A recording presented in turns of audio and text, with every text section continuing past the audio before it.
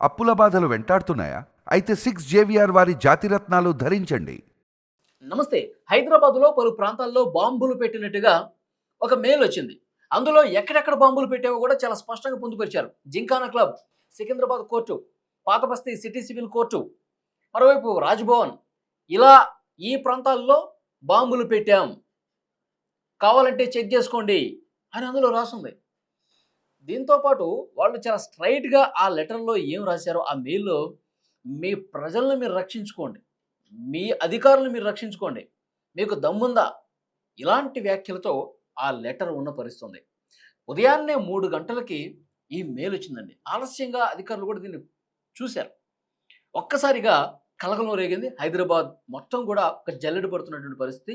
వెంటనే అధికారులు అప్రమత్తమైపోయి అన్ని కోర్టుల్లో వీళ్ళు మెయిల్ ఏదైతే అందులో పలానా చోట బాంబులు పెట్టామని చెప్పి రాశారో, అన్ని చోట్ల కూడా క్షుణ్ణంగా తనిఖీలు చేస్తున్నారు. బాంబ్ స్క్వాడ్‌తో తనిఖీలు చేస్తున్నారు. డాగ్ స్క్వాడ్‌తో తనిఖీలు చేస్తున్నారు. అసల ఈ లెటర్ ఎవరు పెట్టారు? మేము బాంబులు పెట్టామని చెప్పి ఏ మెయిల్ అడ్రెస్ నుంచి వచ్చింది?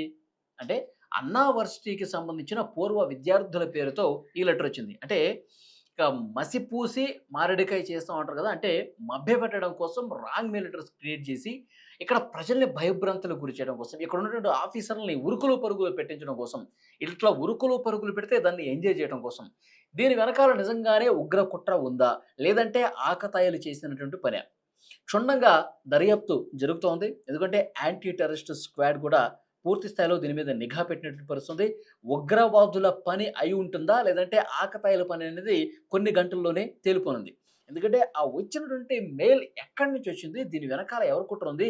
పేరు మార్చి ఎవరి విధంగా మెయిల్ చేశారు? వీళ్ళ అసలు ఉద్దేశాలేంటి? ఎక్కడి నుంచి వచ్చింది?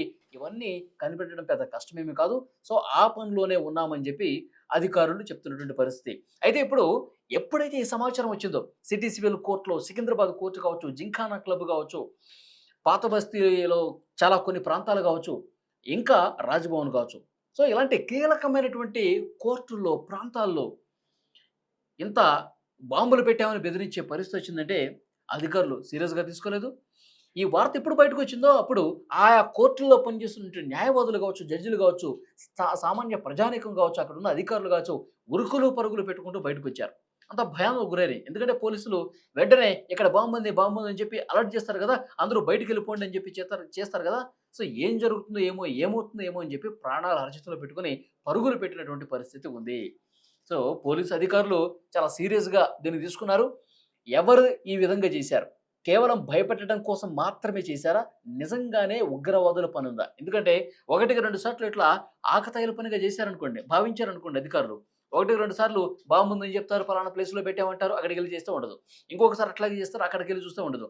సో, ఇంకొకసారి నిజంగానే బాంబులు పెట్టి, నిజంగానే కోర్టుల్లో కావచ్చు, రద్దీ ఉండే ప్రాంతాల్లో అది బస్ స్టేషన్‌లో కావచ్చు, మెట్రో స్టేషన్‌లో కావచ్చు, రైల్వే స్టేషన్‌లో కావచ్చు, ఎంఎంటీసీ దగ్గర కావచ్చు, ఇలా చాలా ప్రాంతాల్లో రద్దీగా ఉండే ఏరియాల్లో బాంబులు పెట్టేసి మళ్ళీ మేము బాంబులు పెట్టామని చెప్పరు ఈసారి. ఎందుకంటే ఒక్కసారి 1, 2 సార్లు బాంబులు పెట్టామని చెప్తే క్ష క్షుణ్ణంగా తనిఖీలు చేస్తే ఏం కనిపించలేదు కదా! ఈసారి కూడా పెట్టి వాళ్ళు చెప్తారు, చెప్పకపోవచ్చు, ఏవైనా జరగొచ్చు. ఒకవేళ చెప్పినా సరే, ఎన్ని సార్లు ఫేక్ కాల్స్ రావట్లేదు, ఎన్ని సార్లు ఫేక్ మెయిల్స్ రావట్లేదు, ఎన్ని సార్లు మనల్ని వీళ్ళు బురిడి కొట్టేసులే అని చెప్పి లైట్ తీసుకుంటారు, చెక్ చేయరు. అప్పుడు ఉన్న పళంగా పేల్చేసి భయభ్రాంతులకు గురి చేద్దామన్న ఒక ఆలోచన వీళ్ళు ఉండొచ్చు. అంటే డైవర్ట్ చేసే దాంట్లో భాగంగా ఉగ్రవాదులు ఈ రకమైన కుట్రలు పన్నుతా ఉంటారు. 1కి 2 సార్లు ఈ విధంగా బాంబు కలకలం సృష్టించి, ఆ తర్వాత అసలైనటువంటి బ్లాస్ట్‌లు చేసే ఆలోచన ఉండొచ్చు ఉగ్రవాదులు. ఈ కోణంలో కూడా దర్యాప్తు చేయాల్సినటువంటి అవసరం ఉంది అని పెద్ద ఎత్తున చర్చ కూడా ఉంది. సో, ఈ ఆకతాయిల మెయిల్స్‌ని, ఆకతాయిల ఫోన్‌లని లైట్‌గా తీసుకోవటానికి అవకాశమే లేదు.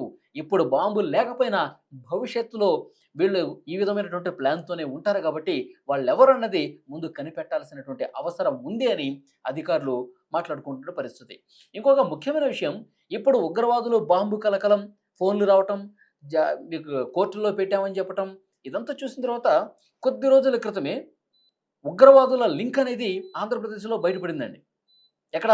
రాయచోటి ప్రాంతంలో ఉగ్రవాదుల సంబంధించిన కదలికలు రావడంతో తమిళనాడు నుంచి యాంటీ టెర్రరిస్ట్ స్క్వాడ్ వచ్చి వాళ్ళు ఇద్దరు ఉగ్రవాదుల్ని అరెస్ట్ చేసుకొని తీసుకుపోయారు. వాళ్ళెవరో అబూబకర్ సిద్దికీ, మహమ్మద్ అలీ. వీళ్ళిద్దరూ ఎవరు అంటే 1995 నుంచి అనేక రకాల దేశవ్యాప్తంగా కూడా బాంబు పేలుళ్లకు పాల్పడినటువంటి చరిత్ర ఉంది. అనేక ప్రాంతాల్లో వాళ్ళు ఈ విధమైనటువంటి హింసాత్మక దాడులకు పాల్పడే చరిత్ర ఉంది. వాళ్ళ కోసం 25 ఏళ్లుగా ఎతుకుతూ ఉన్నారంట. మారు వేషాల్లో పేర్లు మార్చుకుంటూ తిరుగుతూ ఉంటారు. వాళ్ళు రాయచోటిలో సాధారణ ప్రజానీకంలో కలిసిపోయి వాళ్ళు బిజినెస్‌లు చేస్తా ఉంటారు. ఒకడేమో బట్టలు అమ్ముతా ఉంటాడు. ఒకడేమో చిల్లర దుకాణం పెడతాడు. స్థానిక ప్రజలతో కలిసిపోయి జీవనం సాగిస్తూ వాళ్ళ ఇంట్లో అంతర్గతంగా వాళ్ళు చేసే పనేంటి? బాంబులు తయారు చేయటం. బాంబుల తయారీకి అవసరమైనటువంటి సామాగ్రి గూడా ఇంట్లో పొందుపరుచుకున్నారు. ఉగ్రవాదాన్ని ప్రేరేపించే సాహిత్యం వాళ్ళ దగ్గర బయటపడింది. వాళ్ళ భార్యలను గూడా అరెస్ట్ చేశారు. మీకు గుర్తుంటే ఉంటుంది లాస్ట్ వీకే ఈ ఉగ్రవాదుల లింక్స్ ఉన్నటువంటి వాళ్ళని అరెస్ట్ చేశారు. ఆల్రెడీ అనేక పేలుళ్లలో వాళ్ళ కేసులు గూడా అనేక రాష్ట్రాల్లో నమోదైనటువంటి పరిస్థితి ఉంది. కాబట్టి వరుసగా ఈ ఉగ్రవాదుల కలకలం అనేది కనిపిస్తుంది. ఈ బాంబుల కలకలం అనేది చూస్తుంటే ఉగ్రవాదులు దీని వెనకాల ఉన్నారు అనటానికి అనుమానించాల్సినటువంటి పరిస్థితి. ఎందుకంటే పెహల్గాం ఉగ్రదాడి తర్వాత పాకిస్తాన్ కాసుకు కూర్చుంది. మరికొంతమంది ఉగ్రవాదులను తయారు చేయాలి. మరికొంతమంది ఉగ్రవాదులను తయారు చేసి మన దేశం మీదకి వదలాలి. హింసను సృష్టించాలి. ఇది వాళ్ళ టార్గెట్. ఎందుకంటే పాకిస్తాన్ ఉగ్రవాదుల్ని మన దేశంలోకి పంపించి ప్రశాంతంగా ఉన్నటువంటి కశ్మీర్‌ని కల్లోలం చేసింది గదా! అమాయకులైనటువంటి 26 మంది పౌరుల్ని, అమాయకుల్ని వాళ్ళ ఫ్యామిలీ ఎదుటే మతం అడిగి మరీ దారుణంగా కాల్చి చంపేసినటువంటి ఘటన ఇంకా ప్రజల కళ్ళ ముందు మెదులుతూనే అలాంటి హింస ఇంకా కనిపిస్తూనే ఉంది.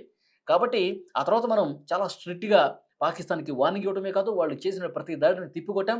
ముష్కర మూకల స్థావరాలను కూడా పూర్తిగా ఆపరేషన్ సింధూర్ పేరుతో ధ్వంసం చేసినటువంటి పరిస్థితి ఉంది. సింధు నదీ జలాలు కూడా అమలును నిలిపివేసినటువంటి పరిస్థితి ఉంది. కాబట్టి ఇదంతా పాకిస్తాన్ మనసులో పెట్టుకుంది. అందుకే మనం ధ్వంసం చేసినటువంటి ఆ స్థావరాలను కూడా వాళ్ళు రీబిల్డ్ చేస్తా ఉన్నారు.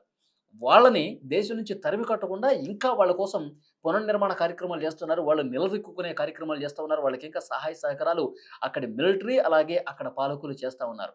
కాబట్టి ఏ క్షణమైనా సరే భారతదేశం మీద వాళ్ళు ప్రతీకారంతోనే రగిలిపోతూ ఉంటారు. పైకి నటిస్తూ ఉంటారు గానీ లోపల మాత్రం విషం కనిపిస్తూ ఉంటుంది. ఉగ్రవాదుల్ని పంపిస్తూ ఉంటారు. ఇలాంటి ఫోన్ కాల్స్ చేస్తా ఉంటారు. అక్కడ బాంబులు పెట్టాం, ఇక్కడ బాంబులు పెట్టాం అని చెప్తా ఉంటారు. రాయచోటిలో మొన్న కనిపించిన ఉగ్రవాదుల ఆలోచన కూడా అదే. మన మీద ఏదో రకంగా ఇక్కడ ఉన్నటువంటి సానుభూతి పరులని ఉపయోగించుకొని, మన దేశంలో ఉంటూ, మన దేశ తిండి తింటూ, మన దేశ గాలి పీలుస్తూ, ఇక్కడ ఉన్నటువంటి వాళ్ళని వాళ్ళ వైపుకు తిప్పుకొని చాలా దారుణాలకు పాల్పడేటువంటి పరిస్థితి ఉంది. అమాయక ప్రజలను బలిగొనే పరిస్థితి ఉంది. సో, డెఫినిట్‌గా ఉగ్రవాదుల కార్యకలాపాలు వాళ్ళు డెఫినిట్‌గా చేస్తారు. ఆ అనుమానం ప్రజల్లో ఉంది. కాబట్టి ఇలాంటి ఫోన్ కాల్స్ ఎక్కడి నుంచొచ్చాయి? వాళ్ళు బాంబు పెట్టామని చెప్పి మెయిల్ చేయాల్సినటువంటి అవసరం ఏంది? దీని వెనకాల ఎవరి కుట్ర ఉంది? ఇదేమన్నా పాకిస్తాన్ నుంచి వచ్చిందా? ఇవన్నీ గూడా వెలికి తీయాల్సినటువంటి అవసరం ఉంది. డెఫినిట్‌గా మీరు విజువల్స్‌లో గూడా చూస్తుంటే ఎప్పుడైతే బాంబు కలకలం అని చెప్పి ఒక మెయిల్ వచ్చిందో, ప్రజలు ఆ కోర్టుల్లో పనిచేసే జడ్జిలు గావచ్చు, న్యాయవాదులు గావచ్చు, జింకానా క్లబ్‌లో ఉన్నటువంటి వాళ్ళు గావచ్చు, అందరూ గూడా బయటకు పరుగులు పెట్టారు. ప్రతి ఒక్క గదిని, ప్రతి ఒక్క అక్కడ ఉన్నటువంటి ఆవరణాన్ని కూడా క్షుణ్ణంగా పరిశీలిస్తా ఉన్నారు. ప్రతి ఒక్క లైబ్రరీ, ప్రతి ఒక్క హాలు, ప్రతి ఒక్క గది, సమావేశ మందిరాలు అన్నీ గూడా క్షుణ్ణంగా ఒకటికి 2 సార్లు పరిశీలిస్తా ఉన్నారు. తనిఖీలు చేస్తా ఉన్నారు. డాగ్ స్క్వాడ్‌తో కూడా పరిశీలన చేస్తున్నారు. ఇప్పటికైతే ఎలాంటి ఆనవాలు దొరకలేదు బాంబులకు సంబంధించి. సో, డెఫినిట్‌గా దీని వెనకాల ఎవరున్నారన్నది కూడా కొద్ది గంటల్లోనే కనిపెడతామని పోలీస్ అధికారులు చెప్తా ఉన్నారు. సో, చూద్దాం ఈ బాంబు కలకలానికి సంబంధించి మీరేమంటారు? సిటీలో చాలా ప్రాంతాల్లో ఏకకాలంలో మేము బాంబులు పెట్టి పేల్చేస్తామని చెప్పి ఒక మెయిల్ రావటాన్ని మీరే విధంగా చూస్తారు? దీని వెనకాల ఏ కుట్ర ఉందని చెప్పి మీరు భావిస్తున్నారు? కామెంట్ రూపంలో తెలియజేయండి. Thank you very much.